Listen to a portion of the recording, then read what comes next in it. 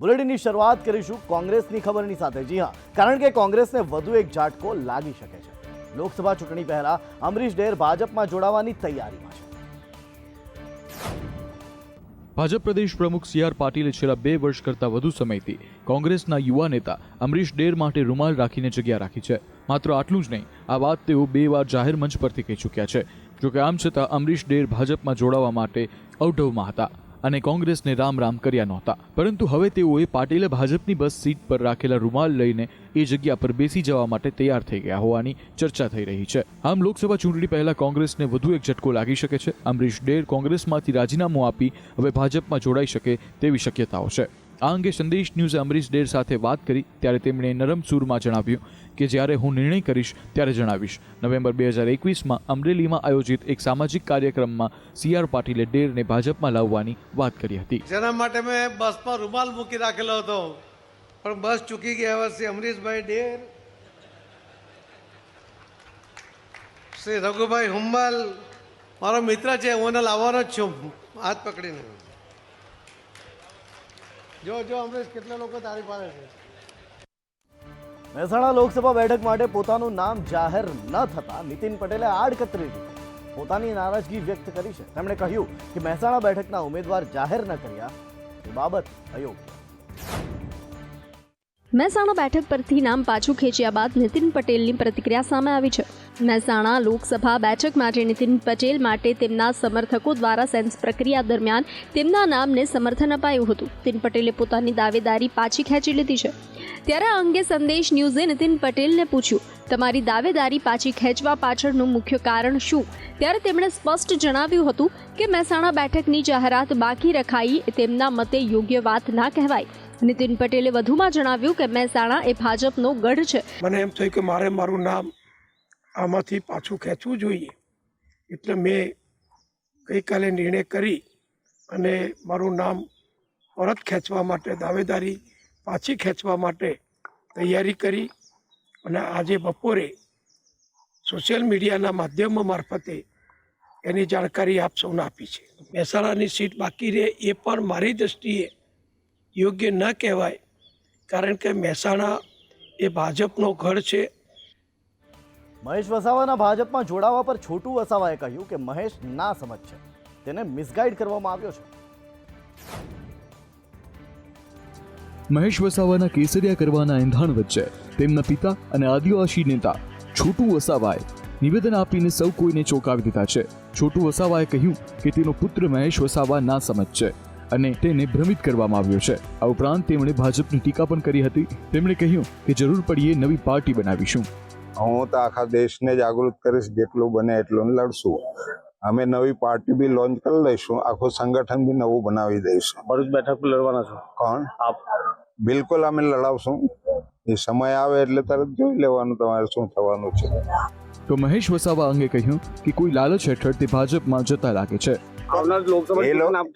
એ લોકો તમારી પાસે આવે તો પૂછી લેવાનું શા માટે ગયા, કઈ લાલચ હશે, અમને ચાટી ખાવાનું હશે।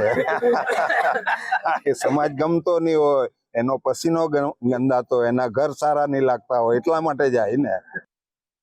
લોકસભાની દીવ દમણ બેઠકથી ભાજપે લાલુ પટેલને રિપીટ કર્યા છે, ત્યારે કોંગ્રેસ અહીંથી પ્રિયંકા ગાંધીને ચૂંટણી લડાવી શકે એવી પ્રબળ શક્યતાઓ જોવા મળી રહી છે। ભાજપે 15 લોકસભા બેઠક માટે ઉમેદવાર જાહેર કરીને મોટો ધડાકો કરી દીધો છે। હજી પણ 11 બેઠક માટેના ઉમેદવાર જાહેર થવાના બાકી છે।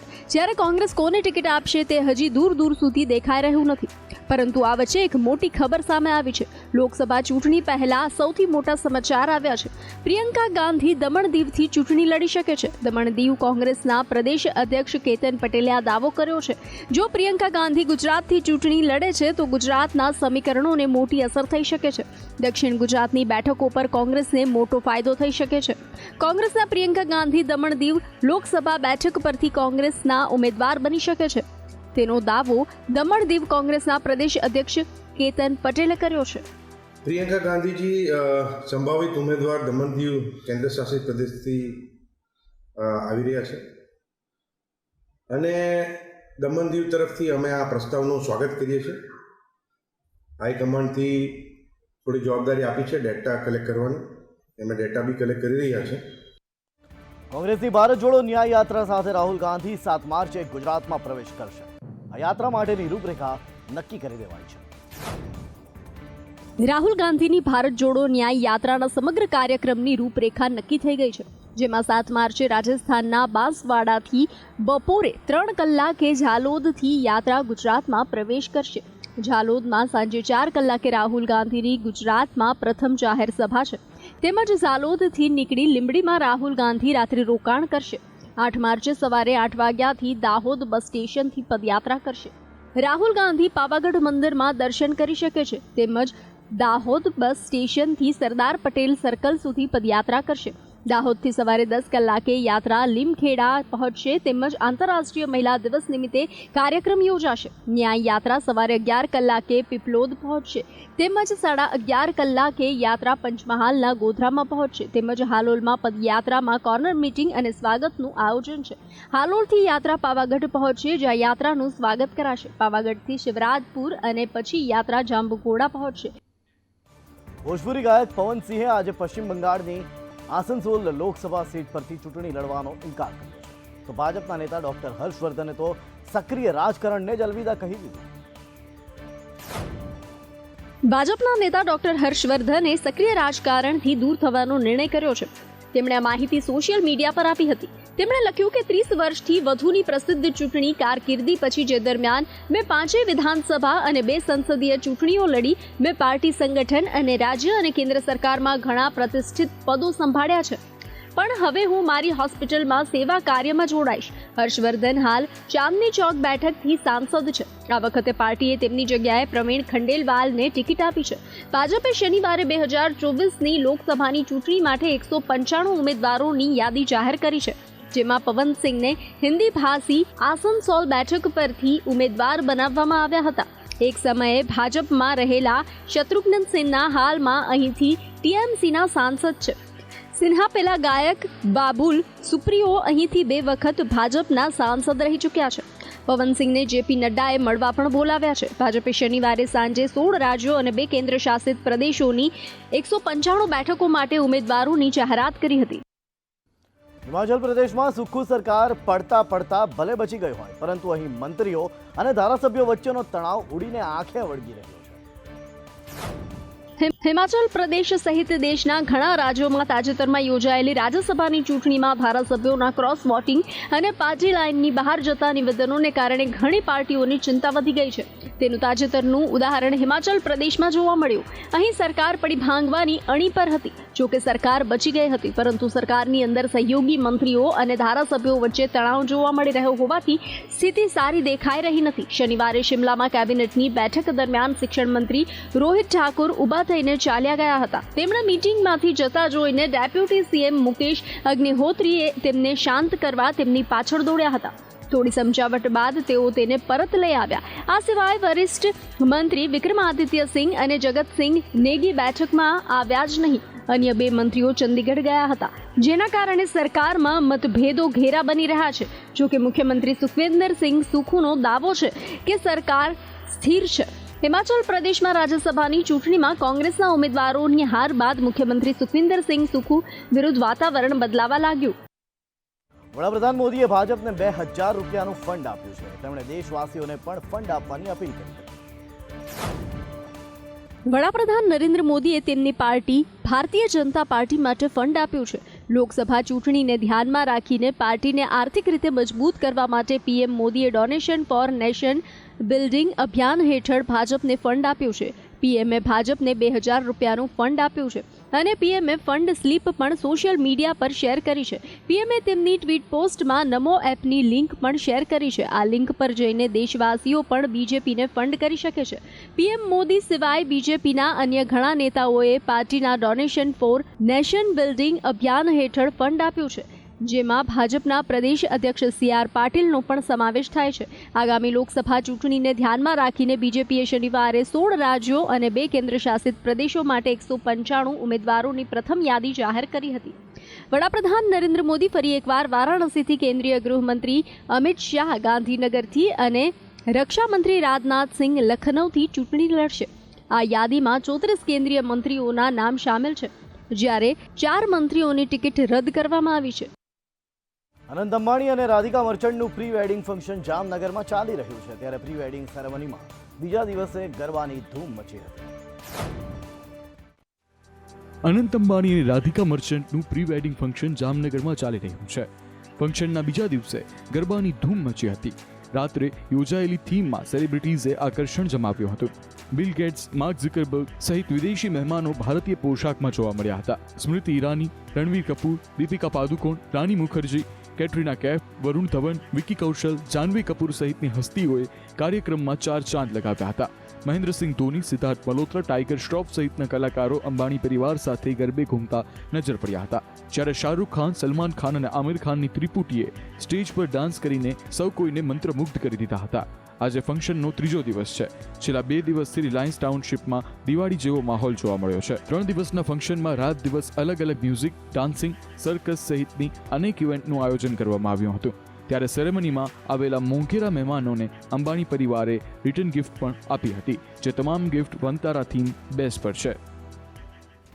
ગાંધીનગરમાં આજે સરકારના વિવિધ વિભાગોમાં પસંદગી પામેલા ઉમેદવારોને મુખ્યમંત્રી ભૂપેન્દ્ર પટેલના હસ્તે નિમણૂક પત્ર એનાયત કરવામાં આવ્યા હતા. જ્યાં સીએમએ કહ્યું કે સરકારી નોકરી એટલે શાંતિ એવું નથી. મુખ્યમંત્રી ભૂપેન્દ્ર પટેલે રાજ્ય સરકારના વિવિધ વિભાગોમાં સીધી ભરતીથી પસંદગી પામેલા કુલ 1990 જેટલા ઉમેદવારોની ગાંધીનગરમાં આયોજિત સમારોહમાં નિમણૂક પત્ર એનાયત કર્યા હતા. ગુજરાત સરકારમાં જોડાઈ રહેલા નવનિયુક્ત યુવાનોને વડાપ્રધાન મોદીએ શુભેચ્છા સંદેશ પત્ર પાઠવ્યો હતો. આ પ્રસંગે સંબોધન કરતા સીએમએ કહ્યું કે સરકારી નોકરી મળી જાય એટલે શાંતિ એવું લોકોના મનમાં બેસી ગયું છે. સરકારી નોકરીની આ માનસિકતા બદલવાની જરૂર છે. મુખ્યમંત્રી ભૂપેન્દ્ર પટેલે વધુમાં કહ્યું કે હસમુખ પટેલની કામ કરવાની પદ્ધતિ નિયમ અનુસાર ગરબડી વિના સમયસર કામ પૂરું કરે છે, એટલે અમને તમે પસંદ કરો છો. કામ થવું જરૂરી નથી, પણ કોઈનું કામ નહીં થાય તો તેની સ્પષ્ટતા આપવી જરૂરી છે. પ્રધાનમંત્રીના સૌના સાથ, સૌના વિકાસના મંત્ર સાથે આગળ વધવા ગુજરાત લીડ લેશે. વર્તમાનમાં એક સાથે 3 ઋતુનો અનુભવ થતા લોકો ગરમી, ઠંડી તેમજ વરસાદી માહોલનો અનુભવ કરી રહ્યા છે. આ બધાની વચ્ચે હવામાન વિભાગની વધુ એક આગાહી સામે આવી છે. રાજ્યના વાતાવરણને લઈ હવામાન વિભાગે આગાહી કરી છે કે આગામી 24 કલાક દરમિયાન દક્ષિણ ગુજરાતના અમુક વિસ્તારમાં સામાન્ય વરસાદની શક્યતા છે, જેમાં ડાંગ, તાપી, નવસારી, વલસાડમાં સામાન્ય વરસાદની શક્યતા છે. તો આવતીકાલથી રાજ્યનું વાતાવરણ સૂકું રહેશે અને તાપમાનમાં વધારો થઈ શકે છે. તાપમાન વધતા લોકોને ગરમીનો અહેસાસ થશે. મહત્વનું છે કે ગઈકાલે રાજ્યના 91 તાલુકાઓમાં કમોસમી વરસાદ જોવા મળ્યો હતો. गुजरात में अगले 24 घंटों में जो है साउथ गुजरात के जो है कुछ डिस्ट्रिक्ट्स में जो है बहुत लाइट रेन होने की संभावना है. उसके बाद जो है डे 2 ऑनवर्ड जो है पूरे गुजरात में मौसम ड्राई बना रहेगा. साथ ही अगर हम तापमान की बात करें तो मैक्सिमम और मिनिमम दोनों तापमान जो है राइजिंग ट्रेंड में जो है रहेंगे, जिसमें 3 से 4 डिग्री सेल्सियस जो है तापमान में अगले 4 से 5 दिनों में बढ़ोतरी देखने को मिल सकती है. हालांकि अगले 24 घंटों की अगर हम बात करें तो तापमान जो है अगले 24 घंटों में नो लार्ज चेंज या 1-2 डिग्री की गिरावट देखने को कुछ हिस्सों में मिल सकती है. उसके बाद तापमान जो है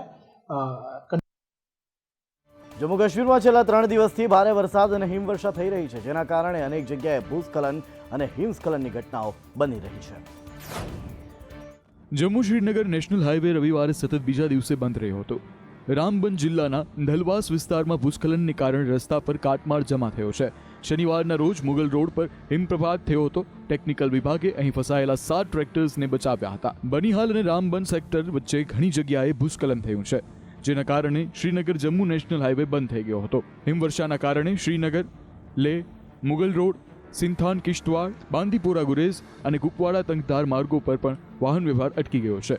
તો હિમવર્ષાના કારણે અટલ ટનલ માટે વાહન વ્યવહારની અવરજવર બંધ કરી દેવામાં આવી છે. લાહોલ સ્પીતિમાં સૌથી વધુ 228 રસ્તાઓ બંધ છે.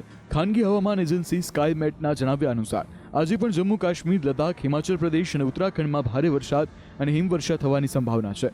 પંજાબ, હરિયાણા, દિલ્હી અને ઉત્તર પ્રદેશના ભાગોમાં હળવાથી મધ્યમ વરસાદ, ગાજવીજ અને છૂટાછવાયા કરા પડવાની શક્યતા છે. તો નેશનલ એસેમ્બલીમાં 201 સાંસદોનું સમર્થન મેળવીને પાકિસ્તાનમાં શાહબાઝ શરીફ દેશના 24મા વડાપ્રધાન બન્યા.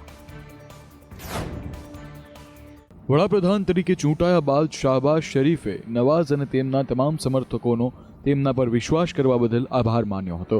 શાહબાઝે કહ્યું કે જ્યારે મારા ભાઈ 3 વખત વડાપ્રધાન તરીકે ચૂંટાયા ત્યારે દેશમાં જે વિકાસ થયો છે તે એક ઉદાહરણ છે. એમ કહેવું ખોટું નથી કે નવાઝ શરીફ જ છે જેમણે પાકિસ્તાનનું નિર્માણ કર્યું. બીજી બાજુ દેશ ઝુલ્ફિકાર અલી ભુટ્ટોના બલિદાનને પણ ક્યારેય ભૂલી શકશે નહીં. શાહબાઝે વધુમાં કહ્યું કે PMLN અને સહયોગી પાર્ટી એક પાકિસ્તાની મુસ્લિમ અને માણસાઈ તરીકે પોતાની ભૂમિકા ભજવશે. આ સંસદમાં પ્રતિભાશાળી લોકો બેઠા છે, જેમાં પત્રકારો, બૌદ્ધિકો, રાજકારણીઓ અને ધાર્મિક નેતાઓનો સમાવેશ થાય છે. મારા મોટા ભાઈ નવાઝે ક્યારેય દેશને નુકસાન પહોંચાડવાનું વિચાર્યું નથી. અગાઉની ઇમરાન ખાનની સરકારનો ઉલ્લેખ કરતા તેમણે કહ્યું કે તેઓએ સમગ્ર વિપક્ષને જેલના સળિયાની પાછળ ધકેલી દીધા હતા. શરીફે વધુમાં કહ્યું કે આ નેતૃત્વ અને તે નેતૃત્વમાં આ જ તફાવત છે. અમે ક્યારેય બદલાની રાજનીતિ વિશે વિચાર્યું નથી. મિઝોરી, ઇડાહો અને મિશિગનમાં પણ ટ્રમ્પે નિક્કી હેલીને પછાડી અને ભવ્ય જીત મેળવી છે. નવેમ્બરમાં જો બિડેન વિરુદ્ધ ટ્રમ્પની આમને સામને ટક્કર લગભગ નિશ્ચિત છે. અમેરિકાની રાષ્ટ્રપતિ પદની દાવેદારીમાં ડોનાલ્ડ ટ્રમ્પ તેમના પ્રતિસ્પર્ધી નિક્કી હેલી કરતા ઘણા આગળ નીકળી ગયા છે. શનિવારે ટ્રમ્પે મિઝોરી, ઇડાહો અને મિશિગનમાં ચૂંટણી જીતી હતી. ટ્રમ્પને 244 ડેલિગેટ્સનું સમર્થન મળ્યું છે, જ્યારે અત્યાર સુધી માત્ર 24 ડેલિગેટ્સે નિક્કી હેલીને સમર્થન આપ્યું છે. રાષ્ટ્રપતિ પદની ઉમેદવારી માટે 1215 ડેલિગેટ્સનું સમર્થન મેળવવું જરૂરી છે. તે સ્પષ્ટ છે કે ડોનાલ્ડ ટ્રમ્પ રિપબ્લિકન પાર્ટી તરફથી રાષ્ટ્રપતિ પદના ઉમેદવાર તરીકે ચૂંટણીની રેસમાં ઘણા આગળ નીકળી ગયા છે. કોલંબિયામાં રવિવારે પ્રાથમિક ચૂંટણીઓ યોજાવાની છે અને 2 દિવસ પછી 16 રાજ્યોમાં પ્રાથમિક ચૂંટણીઓ યોજાવાની છે. નવેમ્બરમાં રાષ્ટ્રપતિની ચૂંટણી પહેલા મંગળવારે સૌથી મોટું મતદાન થશે અને તે મતદાન પછી ચિત્ર સ્પષ્ટ થઈ જશે કે નિક્કી હેલી રાષ્ટ્રપતિની રેસમાં રહેશે કે પછી નવેમ્બરમાં ડોનાલ્ડ ટ્રમ્પ વિરુદ્ધ જો બાઇડન હશે તે નિશ્ચિત છે. મિશિગનમાં ટ્રમ્પે એકતરફી જીત મેળવી હતી અને તમામ 39 પ્રતિનિધિઓનું સમર્થન મેળવ્યું હતું, પરંતુ નિક્કી હેલીને સમર્થન આપવા માટે પૂરતા લોકોને એકત્ર કરવામાં નિષ્ફળ રહી છે. ડોનાલ્ડ ટ્રમ્પ ચૂંટણીમાં સંપૂર્ણ તાકાત સાથે ગેરકાયદેસર ઇમિગ્રન્ટ્સનો મુદ્દો ઉઠાવી રહ્યા છે.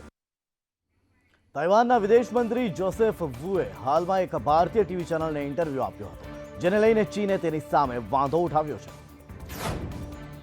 ભારતમાં ચીનના દૂતાવાસે શનિવારે કહ્યું, ભારતીય મીડિયાના કારણે તાઇવાનને તેની સ્વતંત્રતા વકીલાત કરવા અને વિશ્વમાં જૂઠાણું ફેલાવવાનું પ્લેટફોર્મ મળ્યું છે. આ વન ચાઇના પોલિસીને વિરુદ્ધ છે, તેને સ્વીકારવામાં આવશે નહીં. ચીનના નિવેદન પર પ્રતિક્રિયા આપતા તાઇવાને કહ્યું કે ભારત અને અમે બંને સ્વતંત્ર લોકતાંત્રિક દેશ છીએ. બંનેમાંથી કોઈ પણ ચીનની કઠપૂતળી નથી જે તેના આદેશનું પાલન કરશે. અન્ય દેશોની સામે ચીનને ગુંડાગીરી કરવાને બદલે તેણે પોતાના પર ધ્યાન આપવાનું જરૂર છે. આ પહેલા ચીનની એમ્બેસીએ પોતાના નિવેદનમાં કહ્યું હતું કે વન ચાઇના પોલિસીનો અર્થ એ છે કે વિશ્વમાં એકમાત્ર ચીન છે. તાઇવાન અમારો ભાગ છે. ચીન સાથે રાજદ્વારી સંબંધો ધરાવતા તમામ દેશોએ અમારી નીતિઓનું સન્માન કરવું જોઈએ. ભારત સરકાર પણ સત્તાવાર રીતે વન ચાઇના નીતિને સમર્થન આપે છે. ચીન એમ્બેસીએ વધુમાં કહ્યું કે અમે ભારતીય મીડિયાને અપીલ કરીએ છીએ કે તેઓ ચીનની સાર્વભૌમત્વ અને પ્રાદેશિક અખંડિતતા સાથે સંબંધિત મુદ્દાઓ પર યોગ્ય વલણ અપનાવે. વન ચાઇના પોલિસીનું પાલન કરો, તાઇવાનની સ્વતંત્રતાની ભાવનાઓને પ્લેટફોર્મ ન આપો અને ખોટા સંદેશ મોકલવાથી બચો. આનાથી દેશ અને વિશ્વના લોકો પર નકારાત્મક અસર પડશે. અગાઉ સપ્ટેમ્બર 2023માં ભારતીય સેનાના 3 પૂર્વ અધિકારીઓ તાઇવાનની મુલાકાતે ગયા હતા.